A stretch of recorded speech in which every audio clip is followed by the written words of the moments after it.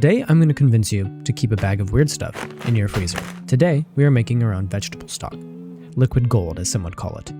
This easy, basic recipe, or more so ratio, will have you busting out some divine veg stock in just about 45 minutes. There is no reason not to keep a freezer bag of veg scrap as a home cook or even a professional one. As the weeks go by and I cook, I toss all sorts of stuff in this bag. Herbs that are close to going bad, ends of tomatoes, even the occasional peel or a nub of ginger. For this recipe, all you need to know is a basic ratio, 2-1-1. That is 2 part onion, 1 part celery, and 1 part carrot. This is basically a mirepoix. And into this, you can add spices that you think would be tasty.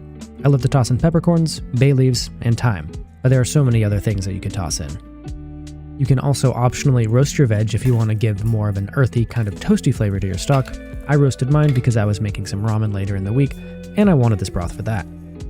I started with dumping my freezer bag into a stock pot, just to get an idea of how much onion, celery, and carrot that I had inside of it. Begin with processing all the veg you'll be cooking, chopping up your onions, carrots, and celery into whatever sizes you want, and roast them in a pan, or even under the broiler in your oven if you want. But you're totally welcome to skip this step. Just go ahead and add everything into your stock pot and fill with water till just covered by about 1 inch of water.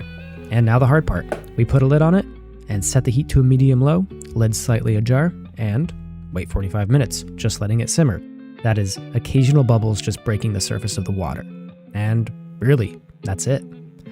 I did have mine up a little too high, so mine was boiling, but that's just how these induction burners are. They don't really work great. And it's totally not a big deal if it's boiling.